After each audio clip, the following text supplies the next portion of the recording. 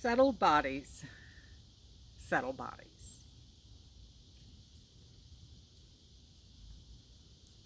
This is what Resma was Minicum has to say.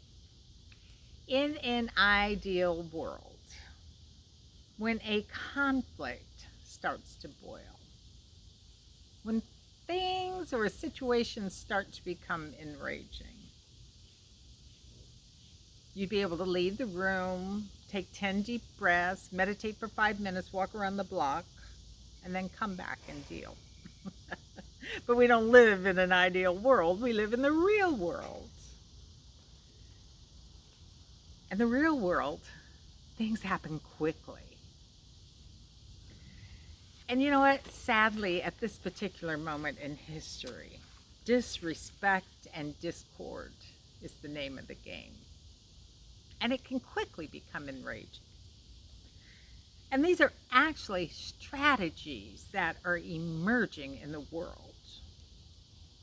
There are people planning nothing but disruption. There are people who want nothing more than to unsettle us. And so we need to know how to keep ourselves safe. We need to know how to respond in a whole and holy way. We need to know how to de-escalate.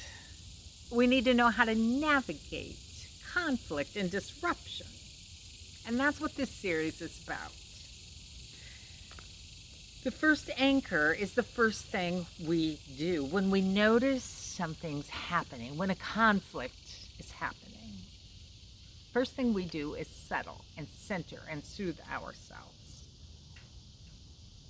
When we settle and soothe ourselves, we quiet our minds and we calm our hearts and we let go of any reaction, any impulse to react, any impulse to respond.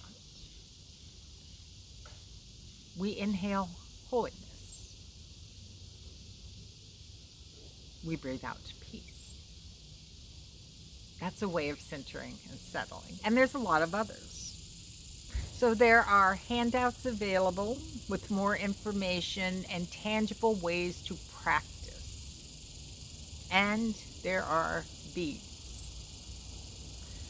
Today, you are invited to choose one bead to represent the first anchor. The bead I chose for today has a lot of texture on it. It's bumpy on the back and it's smooth on top. For me, that's a reminder that, whoa, when I notice the bumps, when I notice something's happening here, the smooth side reminds me of that first anchor.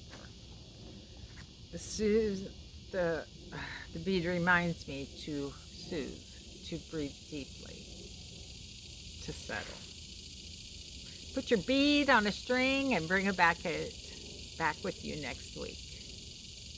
And we'll explore anchor 2. May God's will be done on earth as it is in heaven. May God's will be done with, for,